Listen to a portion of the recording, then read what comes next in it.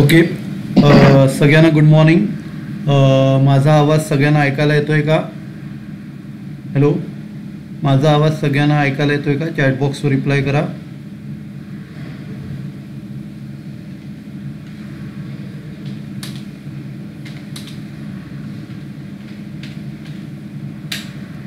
Okay, तर आपण start करूया.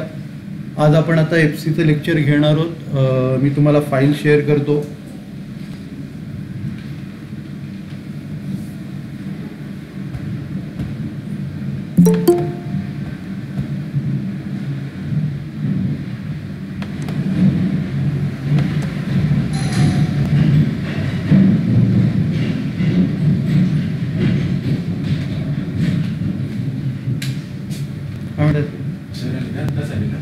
कुठले? हो हो.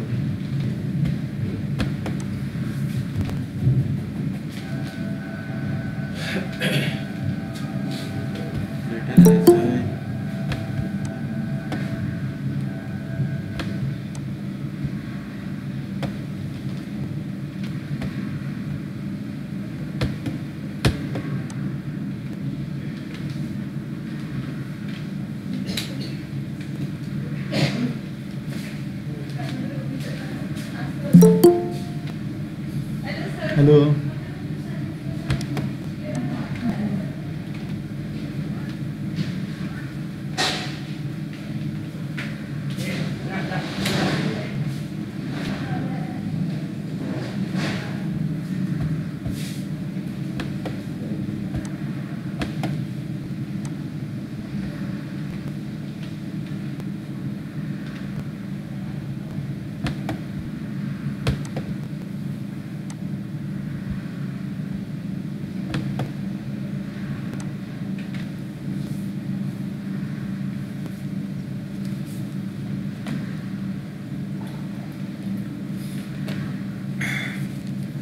ओके. सगळ्यांना स्क्रीन दिसतंय का? चॅटबॉक्सवर रिप्लाय करा. सगळ्यांना स्क्रीन दिसतंय का? चॅटबॉक्सवर रिप्लाय करा. हॅलो,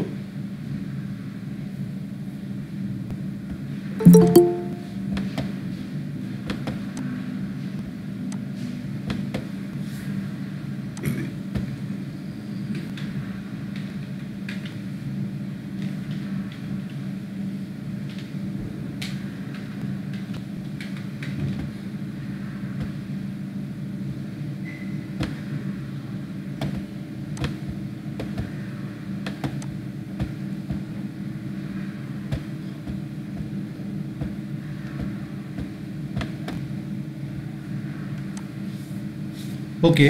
तर आपण लेक्चर स्टार्ट करूया. आता आपला जो पॉईंट आपण सुरू करणार आहोत तो कॉम्प्युटर अँड कम्युनिकेशन सिस्टमचा आहे. तर कॉम्प्युटर आणि कम्युनिकेशन सिस्टम जे आहे त्याचा उपयोग आपल्याला कुठे कुठे होतो? इंटरप्रिट डेटा, म्हणजे डेटाचा नेमका मिनिंग काय त्याचा अर्थ लावण्यासाठी होतो. त्याच्यानंतर प्रोसेस अँड मॉडेल ॲटमॉस्फरिक प्रोसेस, म्हणजे जी प्रोसेस होते किंवा जे काय एक आपण मॉडेल क्रिएट केलेलं आहे ॲटमॉस्फेरिकचं त्याचं प्रोसेस करण्यासाठी होते. नंतर convert raw data into maps and 3 dimensional models, म्हणजे जो डेटा असतो त्याचं रूपांतर नकाशांमध्ये किंवा जे 3 डायमेन्शनल मॉडेल्स असतात ते बनवण्यासाठी होतं.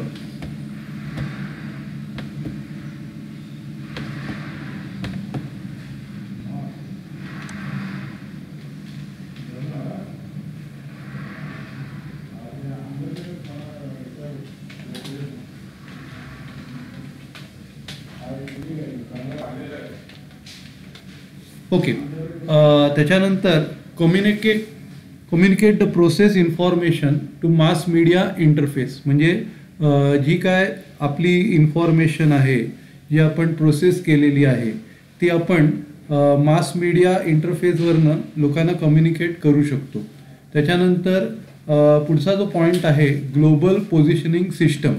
तर आता याच्यात काय म्हटलं आहे? Using GPS technology to collect field data is becoming almost standard practice, म्हणजे ही एक कालची एक स्टँडर्ड पद्धत झालेली आहे, प्रॅक्टिस झालेली आहे की आपण काय करतो, ही जी GPS टेक्नॉलॉजी वापरतो आणि त्याच्यातनं फील्ड डेटा आपण कलेक्ट करतो.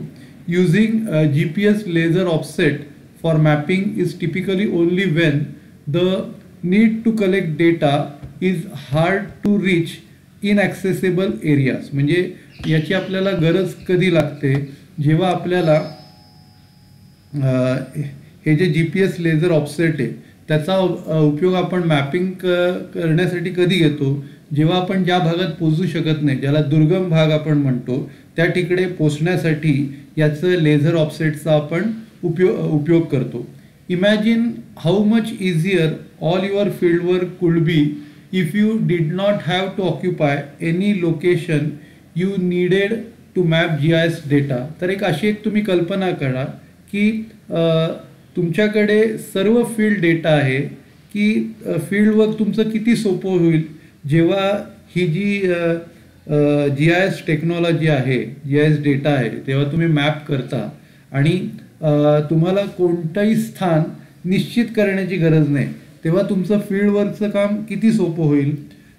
You can easily add height or elevation data as an attribute and start collecting field data in a lot of less time. That is why it is said map more move less.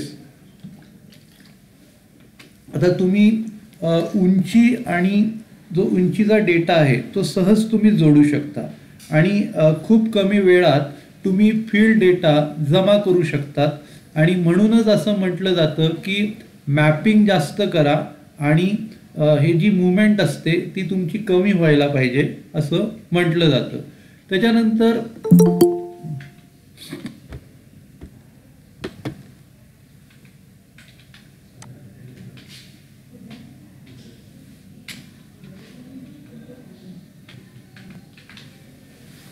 इकडे असं म्हटलेलं आहे, GPS is a set of satellite and control system that allows a specially designed GPS receiver to determine its location anywhere on earth 24 hours a day.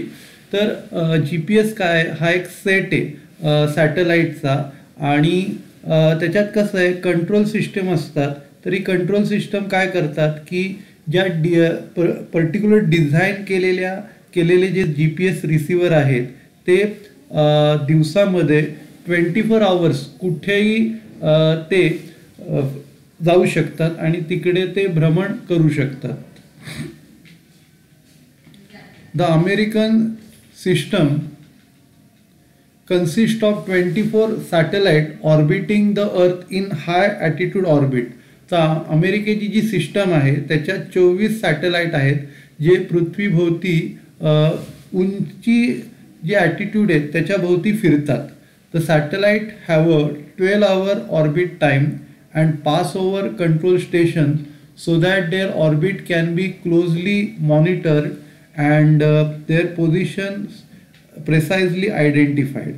म्हणजे त्याच्यात कसं असतं की हे जे सॅटेलाइट आहे त्यांचा वेळ असतो 12 तास आणि त्यांच्याकडे पास ओव्हर कंट्रोल सेशन जे असतात की जेणेकरून जे काय त्यांचे ऑर्बिट्स असतील त्यांना आपण त्याच्यावरती बारकाईने आपण निरीक्षण करू शकतो, मॉनिटर करू शकतो आणि त्याची जी पोझिशन आहे ती आपण ओळखू शकतो की नेमकं हे सॅटेलाइट कुठल्या ठिकाणी आहे हे आपल्याला ओळखता येतो. Satellite and ground base receiver transmit similarly coded radio signals. तर हे जे सॅटेलाइट्स आहेत किंवा ग्राउंड बेस रिसिव्हर्स आहेत तर ते जे रेडिओ सिग्नल्स आहेत ते सहज ट्रान्सफर करू शकतात. So that the time delay between transmission and receipt of the signals give the distance between satellite and the receiver. त्याच्यामुळे काय होतं की सिग्नल आणि जे रिसिव्हर आहेत याच्यामधलं जे अंतर आहे ते या रिसिव्हरद्वारे आपल्याला कळते.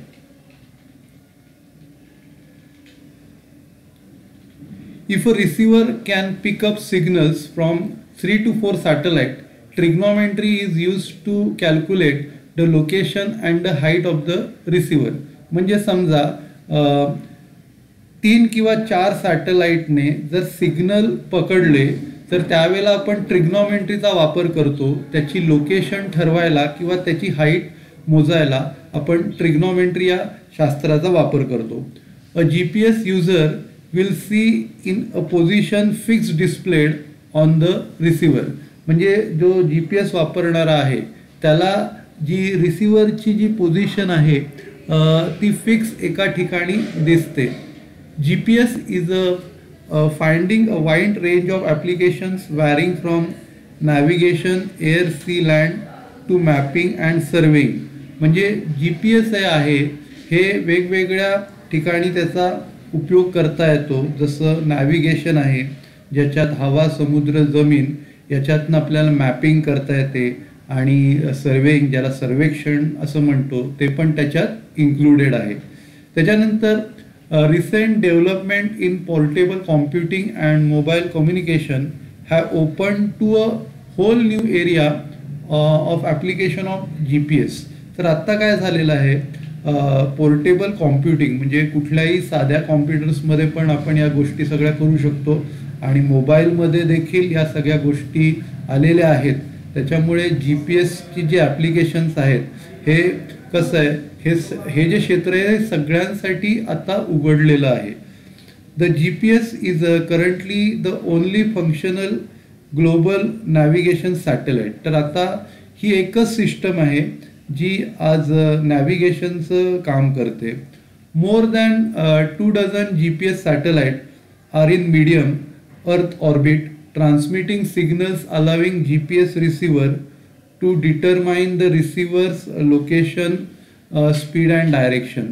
जवळजवळ 2 डझनहून अधिक GPSचे जे सॅटेलाइट आहेत हे मीडियम ऑर्बिटमध्ये फिरत आहेत, आणि GPS रिसिव्हरला त्याचे स्थान, गती आणि दिशा यांचं हे निर्धारित करतात, आणि त्याचे सिग्नल त्याच्याने तिकडे सोडले जातात. Since the first experimental satellite was launch in 1978, GPS has become an indispensable aid to navigation around the world and an important tool for map making and land surveying. म्हणजे 1978 मध्ये जेव्हा पहिला उपग्रह आपण प्रक्षेपित केला तेव्हा GPS जगभरातील नेव्हिगेशनसाठी एक अपरिहार्य म्हणजे आपल्याला ते पाहिजेच हे सहाय्यक हेल्पर बनलेलं आहे. आणि मॅप बनवणे किंवा जमिनीचे सर्वेक्षण करणे हे याच्यासाठी एक इम्पॉर्टंट टूल बनलेलं आहे. त्याच्यानंतर GPS also provides a precise time reference use in many application including the scientific study of earthquake and synchronization of telecommunication network. तर आता हे जे GPS आहे हे वेळेचा अचूक संदर्भ देखील देतात, ज्याच्यामुळे जे भूकंपाचे जे हे वैज्ञानिक आहेत त्यांचा अभ्यास त्यांना करता येतो, आणि टेलिकम्युनिकेशन नेटवर्कचे त्याच्यात कसं आहे सिंक्रोनायझेशन म्हणजे त्याला आपण मराठीत समक्रमण सिरियल ऑर्डर हे त्याच्यात इन्क्लुडेड आहे. त्याच्यानंतर develop by United states department of defence, it is named as NAVSTAR GPS. म्हणजे त्याचा फुल फॉर्म आहे navigation satellite timing and ranging global positioning system. म्हणजे हे डेव्हलप कोणी केलेलं आहे, युनायटेड स्टेट्सचं जे डिपार्टमेंट ऑफ डिफेन्स आहे त्यांनी ते डेव्हलप केलेलं आहे. तर त्याचं ऑफिशियल जे नाव आहे नावस्टार GPS, त्याचा फुल फॉर्म तुम्हाला दिलेला आहे, असं नाव त्याला दिलं आहे. त्याच्यानंतर पुढचा जो पॉईंट आहे, the satellite constellation is manage by the United States air force 50 space wing. म्हणजे हे जर सॅटेलाइटचं जे कॉन्स्टलेशन आहे त्यांचं जे तारमंडळ आहे ते US एअरफोर्स 50 यांनी मॅनेज केलेलं आहे. The cost of maintaining the system is approximately $750 per year, including the replacement of aging satellite and research and development.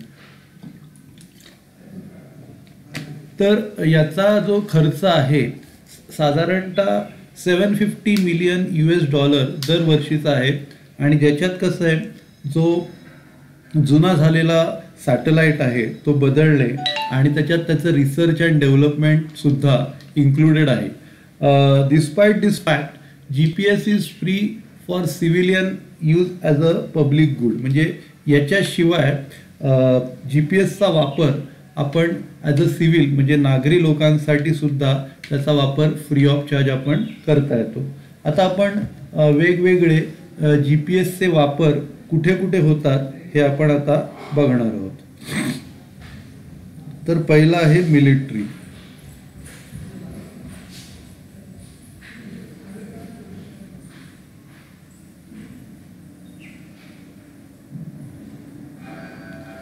तर मिलिटरीमध्ये काय, GPS allows accurate targeting of military weapons including cruise missiles and precise guided munitions. तर आता मिलिटरीमध्ये आपल्याला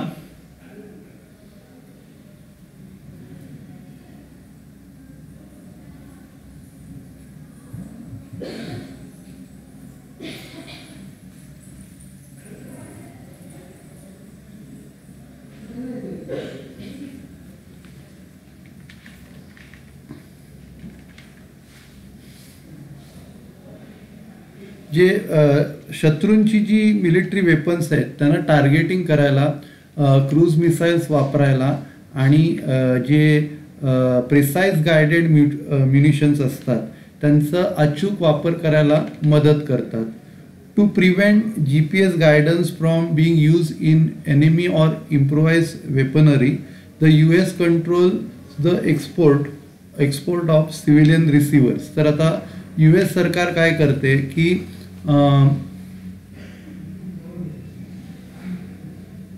त्यांचं जे weapons आहेत त्यांचं शत्रूंपासून संरक्षण करण्यासाठी ते GPSचा वापर करतात. Automobiles can be equip with GPS receiver at the factory or as after market equipment. तर आता ऑटोमोबाईल्स जे त्याचे जे फॅक्टरी आहेत त्याच्यात ते GPSचा रिसिव्हरचा वापर म्हणजे आफ्टर सेल सर्व्हिस देण्यासाठी ते करू शकतात.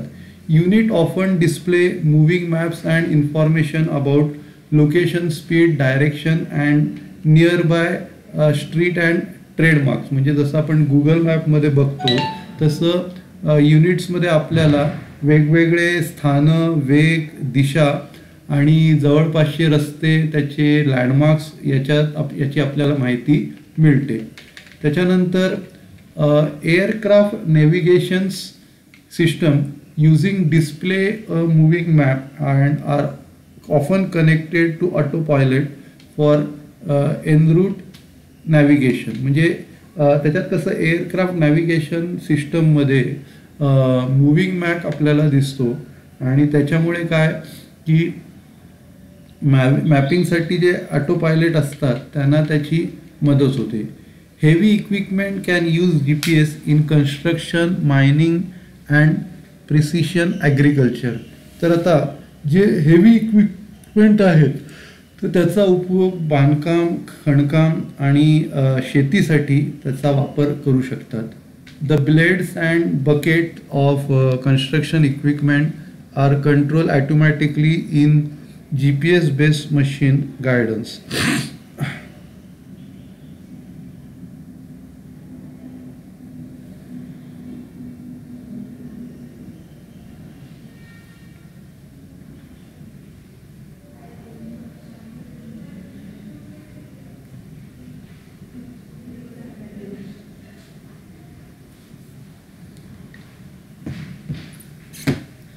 तर आता आपण साधारण कन्स्ट्रक्शन इक्विपमेंटमध्ये जे काय ब्लेड्स आणि ज्या बादल्या आपण वापरतो तर त्याच्यात GPS मशीननी एक सिस्टम केलेली आहे की त्याच्यामुळे त्याचा कंट्रोल केला जातो. Agricultural equipment may use GSP to steer automatically as a visual aid displayed on a screen for the driver. म्हणजे जे ॲग्रिकल्चरल इक्विपमेंट आहेत ते GSPचा वापर ज्या ॲटोमॅटिक व्हेकल्स असतात ते चालवण्यासाठी केला जातो आणि स्क्रीनवरती त्याला दिसत असतं काय एक्झॅक्टली काय चाललं आहे. This is very useful for control traffic and row crop operation and during the spraying.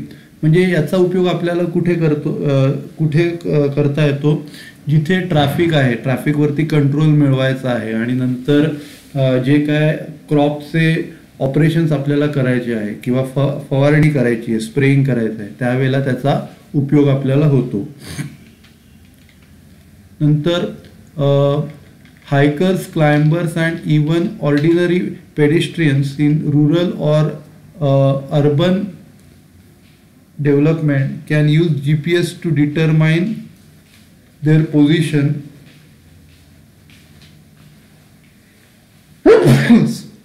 to determine their position with or without reference of separate maps.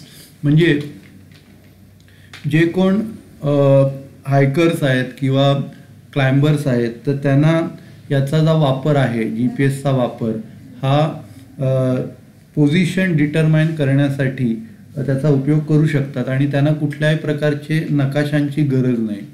नंतर survey grade GPS receivers can be use to position survey makers building and road construction. म्हणजे जे सर्वे grade receivers आहेत त्याचा वापर आपण सर्वेशन marker म्हणून किंवा buildings आणि रोड कन्स्ट्रक्शनसाठी त्याचा वापर आपण करू शकतो. नंतर पुढचा पॉईंट आहे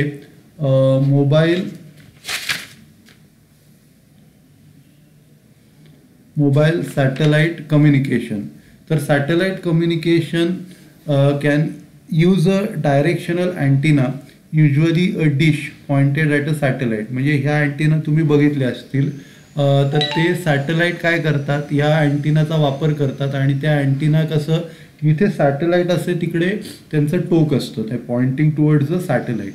the antenna on moving ship or train for example must be pointed based on its current location. म्हणजे जे काय जहाज जात असेल किंवा ट्रेन जात असेल त्यांची अँटिना जिकडे त्यांचं स्थान आहे तिकडेच ते बेस असले पाहिजेत. Modern antenna controllers usually incorporate GPS receiver to provide this information. म्हणजे त्याची मदत करण्यासाठी आपण काय करतो, या ज्या अँटिना आहेत त्याचा वापर आपण GPS रिसिव्हरना करतो. Emergency and location based services. तर GPS functionally can be used by emergency service to locate cell phones. म्हणजे हे जे GPS आहे, ॲक्च्युली CPS नाही GPS आहे,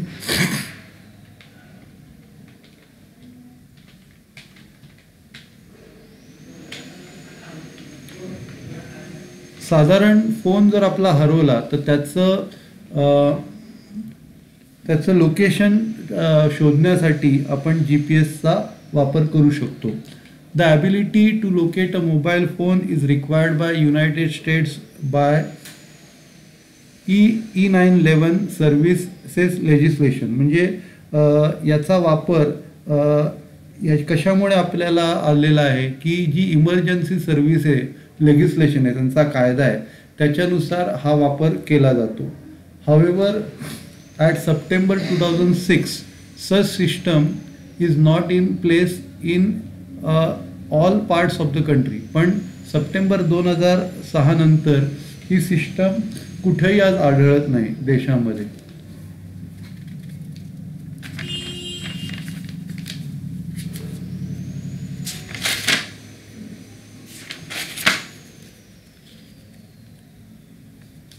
ठीक आहे, तर इकडे आता आपण लेक्चर संपूया. सगळ्यांना थँक्यू.